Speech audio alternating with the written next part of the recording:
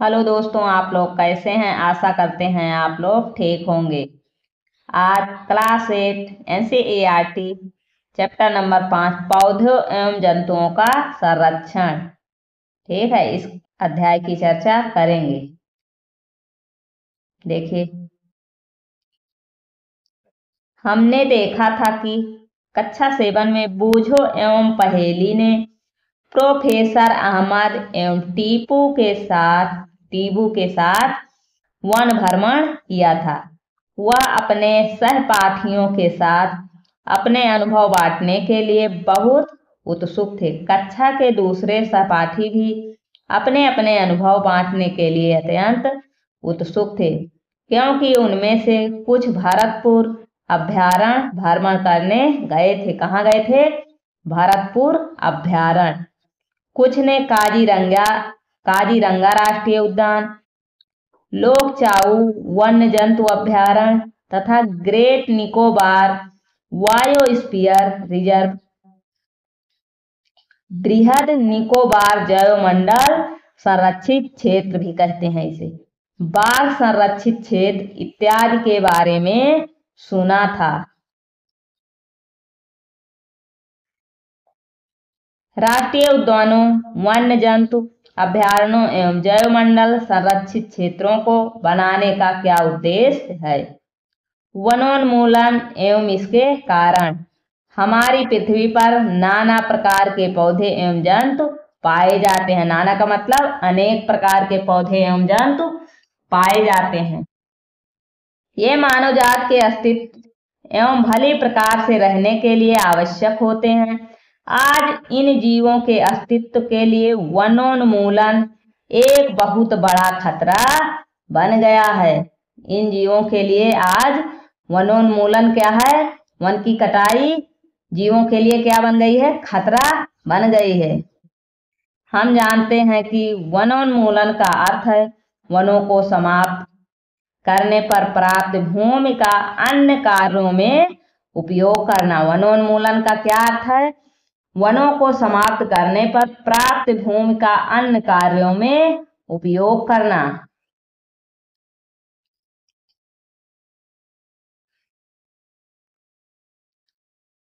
One में वृक्षों की कटाई निम्न उद्देश्यों से की जाती है।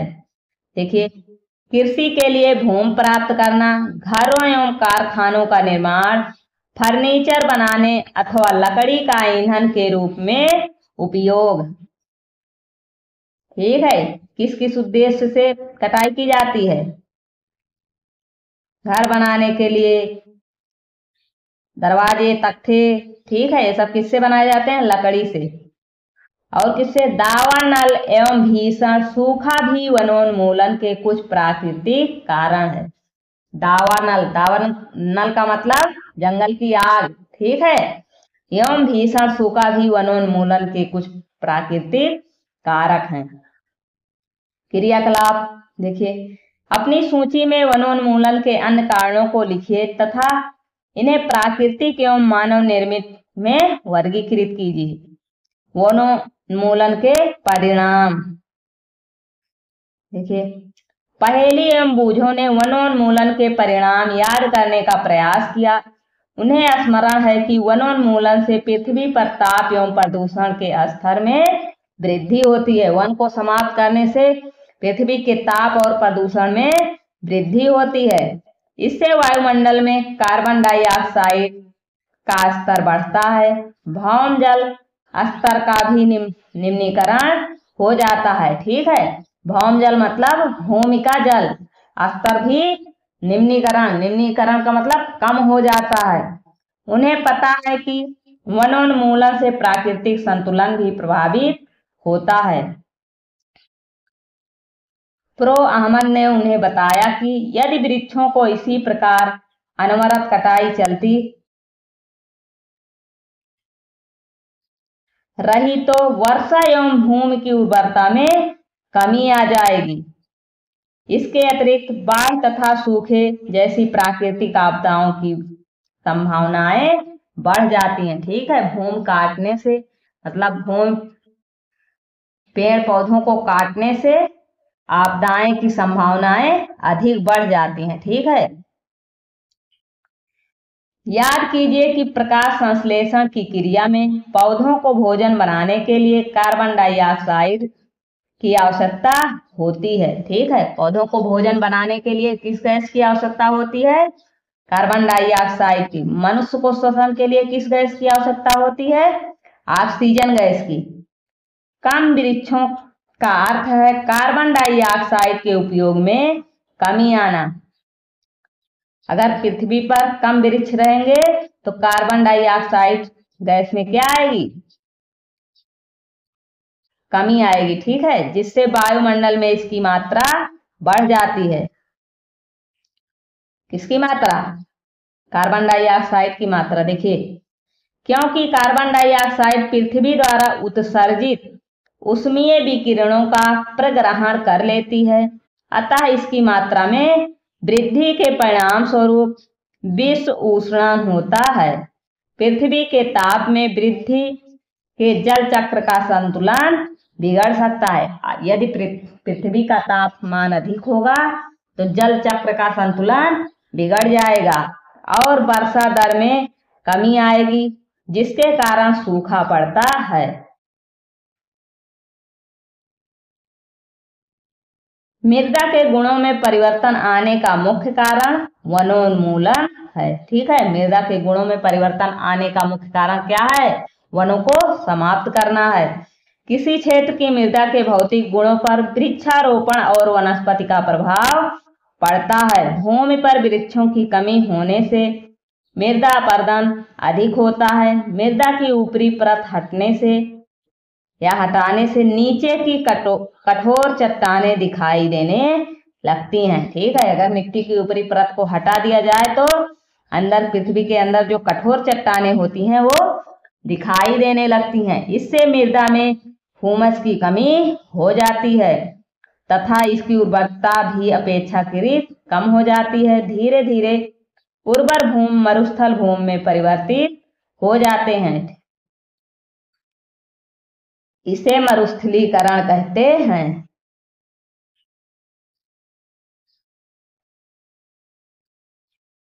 वनोन्मूलन से मृदा की जल धारण क्षमता तथा भूमि की ऊपरी सतह से जल के नीचे की ओर अंतःस्रवण पर भी विपरीत प्रभाव पड़ता है, जिसके परिणाम स्वरूप बाढ़ आती है। मृदा के अन्य गुण जैसे पोषक तत्व, गठन इत्यादि भी वनोन्मूलन के कारण प्रभावित होते हैं। हमने कक्षा 7 में पढ़ा था कि वनों से हमें अनेक उत्पाद प्राप्त होते हैं। इन उत्पादों की सूची बनाइए। यदि हम वृक्षों को निरंतर कटाई करते रहे तो क्या हमें इन उत्पादों की कमी का सामना करना पड़ेगा? क्रियाकलाप। वनोन्मूलन से वन्य प्राणी जीवन भी प्रभावित होता है। कैसे? इन कारणों की सूची बनाकर अपनी कक्षा में इसकी चर्चा कीजिए। वन एवं वन्य प्राणियों का संरक्षण। वनोन्मूलन के प्रभाव जानने के पश्चात पहेली एवं बूझो चिंतित थे। वह प्रो अहमद के पास गए, प्रो का मतलब प्रोफेसर, ठीक है, तथा उन्होंने पूछा कि वन एवं वन्य प्राणियों को किस प्रकार बचाया जा सकता है।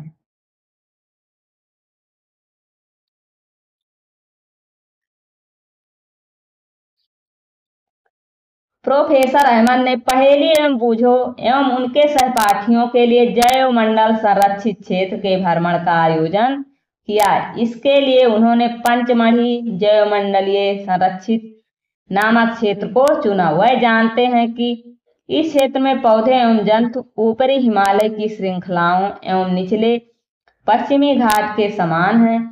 प्रोफेसर अहमद का विश्वास है कि इस क्षेत्र की जैव विविधता अनूठी है। उन्होंने वन कर्मचारी श्री माधव जी से जैव मंडलीय संरक्षित क्षेत्र में बच्चों का मार्गदर्शन करने का अनुरोध किया। उन्होंने बताया कि जैविक महत्व के क्षेत्रों का संरक्षण हमारी राष्ट्रीय परंपरा का एक भाग है। देखिए, जैवमंडल पृथ्वी का वह भाग है जिसमें सजीव पाए जाते हैं। जैवमंडल पृथ्वी का वह भाग है जिसमें सजीव मतलब जिनमें जीवन होता है वह सभी पाए जाते हैं अथवा जो जीवन यापन के योग्य हैं। जैव विविधता का अर्थ है पृथ्वी पर पाए जाने वाले विभिन्न जीवों की प्रजातियां, उनके पारस्परिक संबंध एवं पर्यावरण से उनका संबंध। माधव जी ने बच्चों को समझाया कि हमारे व्यक्तिगत प्रयासों एवं समाज के प्रयासों के अतिरिक्त सरकारी एजेंसियां भी वनों एवं वन्य जंतुओं की सुरक्षा हेतु कार्यरत हैं। सरकार उनकी सुरक्षा और संरक्षण हेतु नियम, विधियां और नीतियां बनाती हैं। वन्य जंतु अभयारण्य, राष्ट्रीय उद्यान, जैवमंडल संरक्षित क्षेत्र इत्यादि पौधों और जंतुओं के लिए संरक्षित एवं सुरक्षित क्षेत्र हैं। देखिए ये महत्वपूर्ण है। वनस्पति जात और प्राणी जाति और उनके आवासों के संरक्षण हेतु संरक्षित क्षेत्र चिन्हित किए गए जिन्हें वन्य जीव अभयारण्य, राष्ट्रीय उद्यान और जैवमंडल आरक्षित क्षेत्र कहते हैं। वृक्षारोपण, कृषि, चारागाह, वृक्षों की कटाई, शिकार,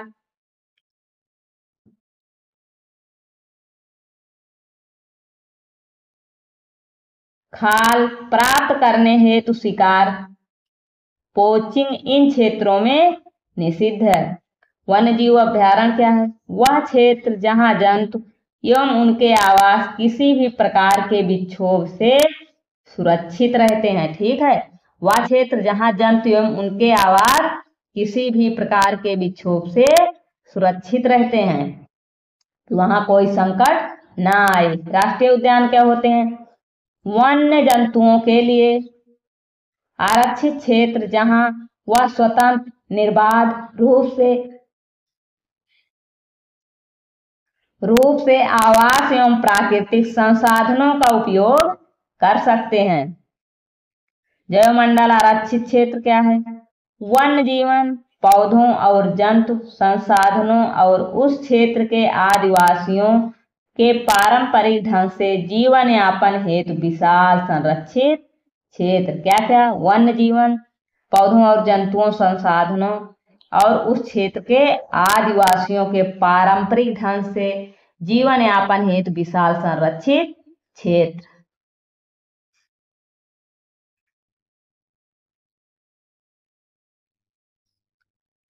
क्रियाकलाप देखिए। अपने जिले, प्रदेश एवं देश के राष्ट्रीय उद्यानों, वन्य जंतु अभयारण्यों एवं जैवमंडल आरक्षित क्षेत्रों की संख्या ज्ञात कीजिए। सारणी 7.1 को भरिए। इन क्षेत्रों को अपने प्रदेश एवं भारत के रेखा चित्र में भी दर्शाइए। जैवमंडल आरक्षण। प्रोफेसर अहमद एवं माधव जी के साथ बच्चों ने जैवमंडल आरक्षित क्षेत्र में प्रवेश किया। माधव जी ने समझाया कि जैव विविधता संरक्षण के उद्देश्य से जैवमंडल आरक्षित क्षेत्र बनाए गए हैं। जैसा कि आप जानते हैं, जैव विविधता का अर्थ है किसी क्षेत्र विशेष में पाए जाने वाले सभी पौधे, जंतुओं और सूक्ष्म जीवों की विभिन्न प्रजातियां। किसी क्षेत्र का जैवमंडल आरक्षित क्षेत्र उस क्षेत्र की जैव विविधता एवं संस्कृति को बनाए रखने में सहायक होता है। किसी जैवमंडल आरक्षित क्षेत्र के अंतर्गत अन्य संरक्षित क्षेत्र भी हो सकते हैं। पंचमढ़ी जैवमंडल आरक्षित क्षेत्र सतपुड़ा नामक एक राष्ट्रीय उद्यान तथा बोरी एवं पंचमढ़ी नामक 2 वन्य जंतु अभयारण्य आते हैं। कौन कौन से? सतपुड़ा नामक राष्ट्रीय उद्यान तथा बोरी एवं पंचमढ़ी। ठीक है, कौन कौन आते हैं? सतपुड़ा नामक और बोरी एवं पंचमढ़ी। ठीक है, आगे देखिए। ये देखिए संरक्षित क्षेत्र, राष्ट्रीय उद्यान, वन्य जंतु अभयारण्य, जैव मंडल आरक्षित क्षेत्र। ठीक है, इसको आप लोग अपने जिले से भरिएगा। आगे देखिए, ये देखिए ये कहाँ है, पंचमढ़ी अभ्यारण्य। ये देखिए पिपरिया, ठीक है पिपरिया, ये क्या है पिपरिया। पनार ये पनारफनी गेट, ये पंचमढ़ी यहाँ तक ऐसे ऐसे है, ठीक है। और ये नीमघन सतपुड़ा राष्ट्रीय उद्यान, हरा वाला क्षेत्र है, ये पीला वाला क्षेत्र पंचमढ़ी। ये चूड़ा, धायन, बोरी, ये सब क्या है बोरी अभ्यारण्य, ठीक है क्या है बोरी अभ्यारण्य। ये सब संरक्षित क्षेत्र, ठीक है। आगे देखिए पंचमढ़ी जैव मंडल आरक्षित क्षेत्र, ठीक है। पंचमढ़ी इतने क्षेत्रों में फैला हुआ है। आगे देखिए क्रियाकलाप, आपके अपने क्षेत्र में जैव विविधता को विक्षोभित करने वाले कारकों की सूची बनाइए। इनमें से कुछ क्रियाकलाप अनजाने में ही जैव विविधता में विक्षोभ उत्पन्न कर सकते हैं। मनुष्य की इन गतिविधियों की सूची बनाइए। इन्हें कैसे रोका जा सकता है, अपनी कक्षा में इसकी चर्चा कीजिए तथा इसकी संक्षिप्त रिपोर्ट अपनी कॉपी में नोट कीजिए। पेड़ पौधे एवं जीव जंतु, बच्चों ने भ्रमण करते समय जैव मंडल आरक्षित क्षेत्र की हरियाली संपदा की प्रशंसा की। वह लंबे लंबे सागौन, टीक के वृक्षों एवं वन्य प्राणियों को देखकर प्रसन्न थे।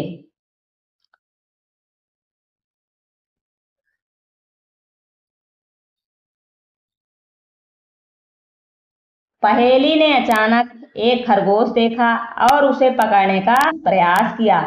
वह उसके पीछे दौड़ने लगी। प्रोफेसर अहमद ने उसे रोका। उन्होंने समझाया कि जंतु अपने आवास में प्रसन्न रहते हैं, हमें उनको परेशान नहीं करना चाहिए। माधव जी ने समझाया कि कुछ जंतु एवं पौधे एक क्षेत्र विशेष में पाए जाते हैं। किसी विशेष क्षेत्र में पाए जाने वाले पेड़ पौधे उस क्षेत्र के वनस्पति जात एवं जीव जंतु प्राण जात कहलाते हैं। जो उस क्षेत्र में वनस्पति पाई जाती हैं, पेड़ पौधे पाए जाते हैं, उससे वनस्पति जात, और वहां जो जीव जंतु पाए जाते हैं उन्हें क्या कहते हैं, प्राण जात कहते हैं। देखिए साल, सागौन, आम, जामुन, सिल्वर फर्न, अर्जुन इत्यादि वनस्पति जात हैं। ये सब क्या हैं, पेड़ पौधे हैं, इसलिए ये सब क्या हैं, वनस्पति जात हैं।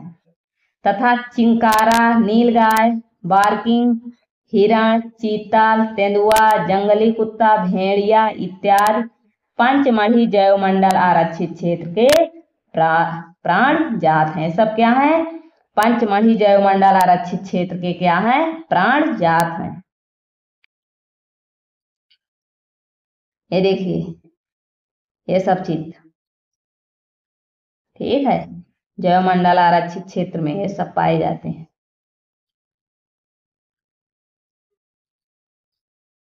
ये क्या है, तेंदुआ, फर्न, जामुन,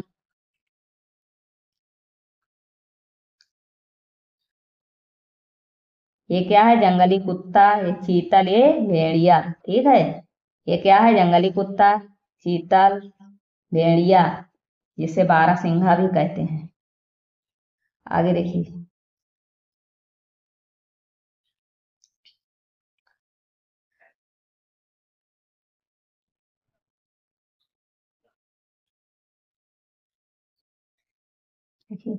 अपने स्थानीय क्षेत्र के वनस्पति जात और प्राण जात की पहचान कर उनकी सूची बनाइए। विशेष क्षेत्रीय प्रजाति।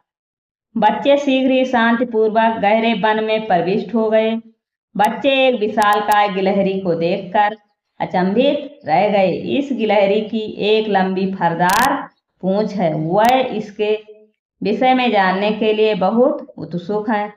माधव जी ने बताया कि इसे विशाल गिलहरी कहते हैं और यह यहाँ की विशेष क्षेत्रीय स्पीशीज है।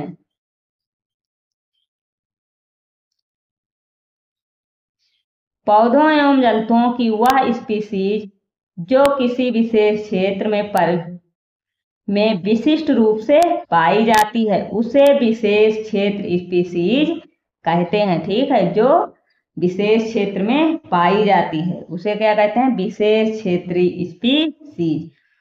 ये किसी अन्य क्षेत्र में प्राकृतिक रूप से नहीं पाई जाती। किसी विशेष प्रकार का पौधा या जंतु किसी विशेष क्षेत्र, राज्य अथवा देश की विशेष क्षेत्रों मतलब विशेष क्षेत्रीय हो सकते हैं। माधव जी ने पंचमढ़ी जैवमंडल आरक्षित क्षेत्र में स्थित साल और जंगली आम के पेड़ को, ये देखिए जंगली आम का पेड़, ठीक है, क्या है? क्या है? जंगली आम का पेड़।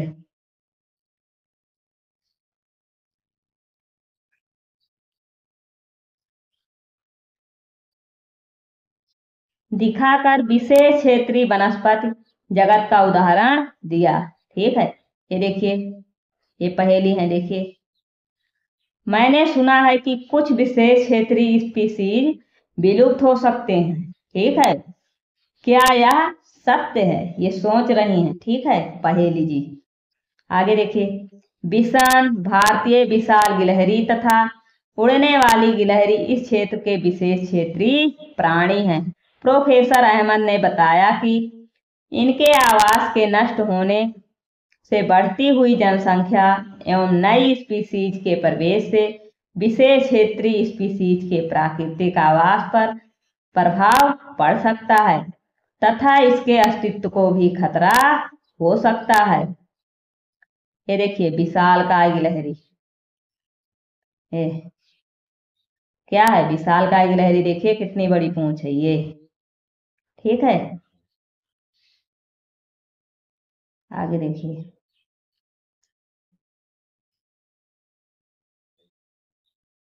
स्पीसीज सजीवों की समष्टि का वह समूह है जो एक दूसरे से अंतर्जनन करने में सक्षम होते हैं। इसका अर्थ है कि एक जाति के सदस्य केवल अपनी जाति के सदस्यों के साथ अन्य जाति के सदस्यों को छोड़कर जननक्षम संतान उत्पन्न कर सकते हैं। एक जाति के सदस्यों में समान लक्षण पाए जाते हैं।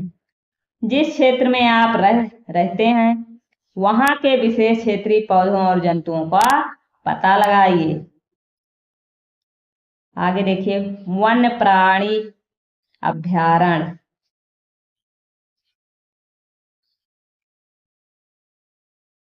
शीघ्र ही पहेली ने एक बोर्ड देखा जिस पर लिखा हुआ था पंचमढ़ी वन्य प्राणी अभ्यारण्य। प्रोफेसर अहमद ने बताया कि आरक्षित वनों की तरह ही कुछ ऐसे क्षेत्र हैं जहां वन्य प्राणी जंतु सुरक्षित एवं संरक्षित रहते हैं। इन्हें वन्य प्राणी अभ्यारण्य कहते हैं। माधव जी पुनः बताते हैं कि अभ्यारण्य वह स्थान है जहां प्राणियों अथवा जंतुओं को मारना या शिकार करना अथवा पकड़ना पूर्णतः निषिद्ध एवं दंडनीय अपराध है। वन्य प्राणी अभ्यारण्य का क्या है? जहां प्राणियों अथवा जंतुओं को मारना या शिकार करना अथवा पकड़ना पूर्णतः क्या है? निषिद्ध और दंडनीय अपराध है।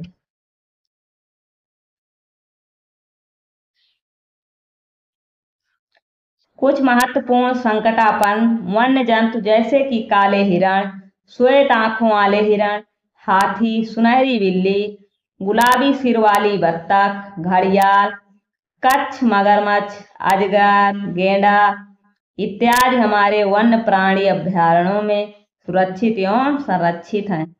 भारतीय अभ्यारण्यों में अनूठे दृश्य भूमि, बड़े समतल वन, पहाड़ी वन तथा बड़ी नदियां के डेल्टा की झाड़ी भूमि अथवा बुश लैंड है। आगे देखिए,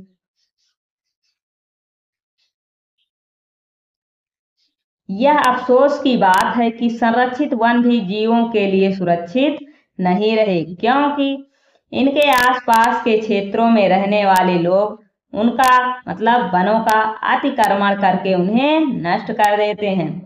बच्चों को प्राणी उद्यान, चिड़ियाघर भ्रमण की यादें ताजा करने को कहा जाता है। उन्हें स्मरण है कि प्राणी उद्यान भी वह क्षेत्र है जहां हम प्राणियों जंतुओं का संरक्षण करते हैं।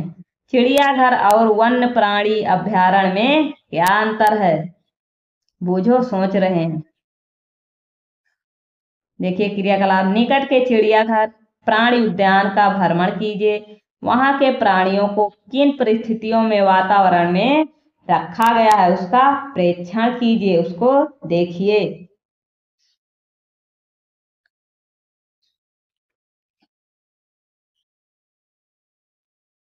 क्या वह जंतुओं के जीवन के लिए उपयुक्त हैं? क्या जंतु प्राकृतिक आवास की अपेक्षा कृत्रिम आवास में रह सकते हैं? आपके विचार में जंतु चिड़ियाघर में अधिक आराम से हैं अथवा प्राकृतिक आवास में? राष्ट्रीय उद्यान, देखिए सड़क के किनारे एक और बोर्ड लगा था जिस पर लिखा था सतपुड़ा राष्ट्रीय उद्यान।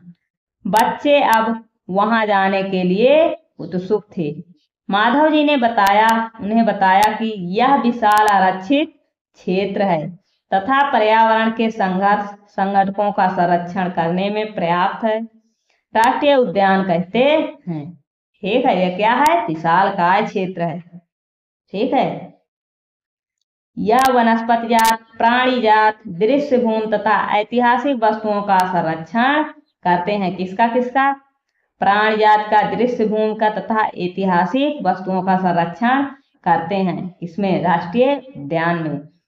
सतपुड़ा राष्ट्रीय उद्यान भारत की प्रथम आरक्षित वन है। ठीक है, सतपुड़ा राष्ट्रीय उद्यान क्या है? भारत का प्रथम आरक्षित वन है। सर्वोत्तम किस्म की टीक मतलब सागौन, ठीक है, सागौन इस वन में मिलती हैं।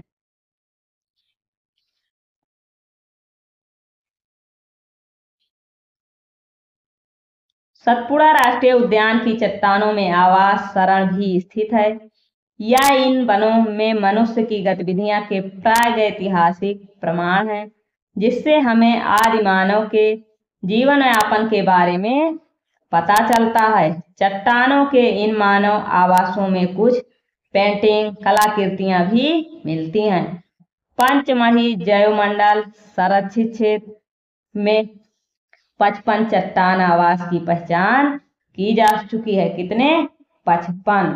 ठीक है, 55 चट्टान आवास की पहचान की जा चुकी है।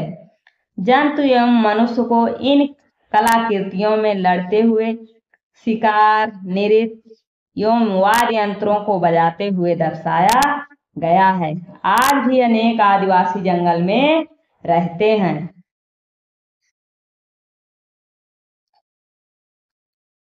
जैसे बच्चे आगे बढ़े, उन्हें एक बोर्ड दिखाई दिया जिस पर लिखा था सतपुड़ा बाघ आरक्षित क्षेत्र। माधव जी बताते हैं कि हमारी सरकार ने बाघों के संरक्षण हेतु प्रोजेक्ट टाइगर अथवा बाघ परियोजना लागू की। इस परियोजना का उद्देश्य अपने देश में बाघों की उत्तरजीविता एवं संवर्धन करना था।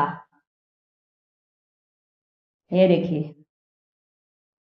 ये क्या है? ये बाघ, जंगली भैंस, ये बारहसिंघा। क्या है? बारहसिंघा है। आगे देखिए,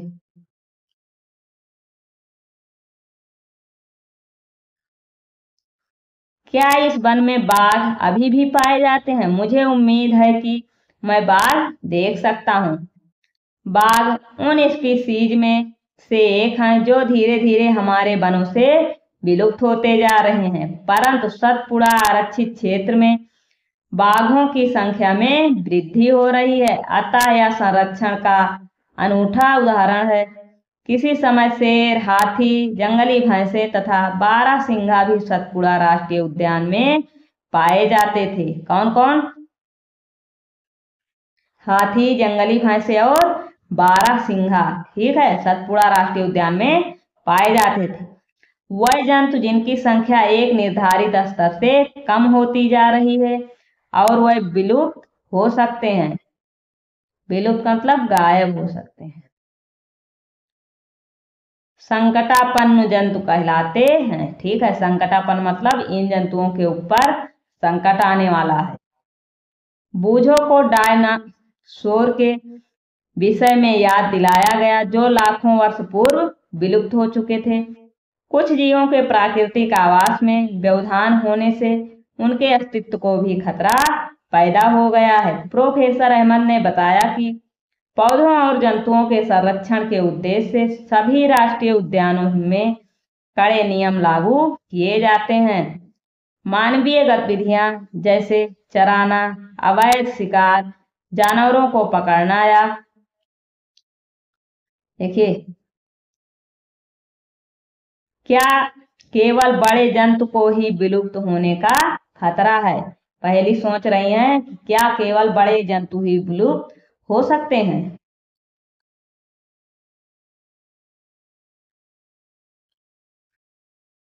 मारना, जलावन, पौधों की लकड़ी या औषधीय पौधे एकत्र करना स्वीकार नहीं है। माधव जी पहेली को बताते हैं कि बड़े जंतुओं की अपेक्षा छोटे प्राणियों के विलुप्त होने की संभावना कहीं अधिक है। ठीक है, बड़े जंतुओं से ज्यादा छोटे जंतुओं को मतलब विलुप्त होने का ज्यादा खतरा है।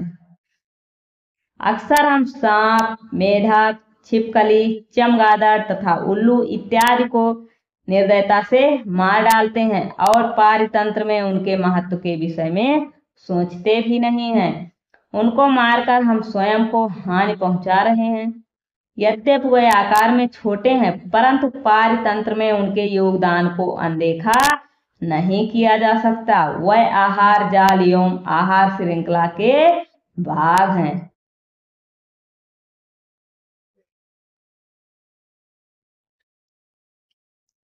किसी क्षेत्र के सभी पौधे, प्राणी एवं सूक्ष्मजीव अजैव घटकों जैसे जलवायु, भूमि, मिट्टी, नदी, डेल्टा इत्यादि संयुक्त रूप से किसी पारितंत्र का निर्माण करते हैं। कौन कौन?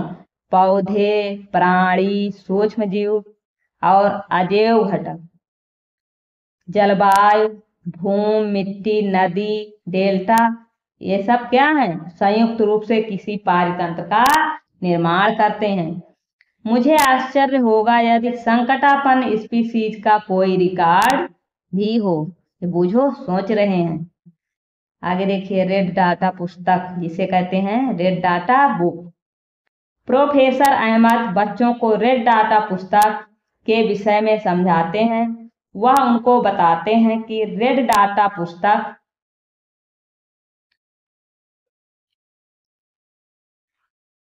वह पुस्तक है जिसमें सभी संकटापन्न स्पीसीज का रिकॉर्ड रखा जाता है।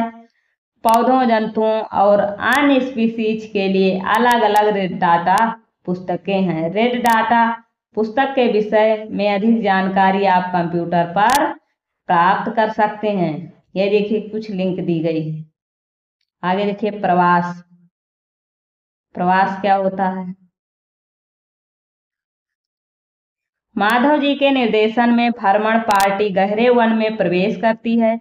वह तवा संरक्षित क्षेत्र में कुछ समय आराम करते हैं। पहेली ने नदी के समीप कुछ पक्षी देखे। माधव जी बताते हैं कि यह प्राणी मतलब यह प्रवासी पक्षी हैं। ये पक्षी संसार के अन्य भागों से उड़कर यहाँ आए हैं। प्रवासी पक्षी कौन है? कौन होते हैं? जो अन्य मतलब अन्य देश से अपने देश में आते हैं, अन्य जगह से अपने देश में। ठीक है, जलवायु में परिवर्तन के कारण प्रवासी पक्षी प्रत्येक वर्ष सुदूर क्षेत्रों से एक निश्चित समय पर उड़कर आते हैं। ठीक है, एक निश्चित समय पर वह यहाँ अंडे देने के लिए आते हैं, क्योंकि उनके मूल आवास में बहुत अधिक शीत के कारण मतलब बहुत अधिक ठंड के कारण वह स्थान उस समय जीवन यापन हेतु अनुकूल नहीं होता। ऐसे पक्षी जो उड़कर सुदूर क्षेत्रों तक लंबी यात्रा करते हैं प्रवासी पक्षी कहलाते हैं। ठीक है, दूर क्षेत्रों में लंबी यात्रा करते हैं। ठीक है, बहुत अधिक दूरी की यात्रा करते हैं, क्या कहलाते हैं? प्रवासी पक्षी कहलाते हैं। आगे देखिए, कागज का पुनः चक्रण। प्रोफेसर अहमद बच्चों का ध्यान वनोन्मूलन के एक और कारण की ओर आकर्षित करते हैं। वह उन्हें बताते हैं 1 टन कागज प्राप्त करने के लिए पूर्ण रूपेण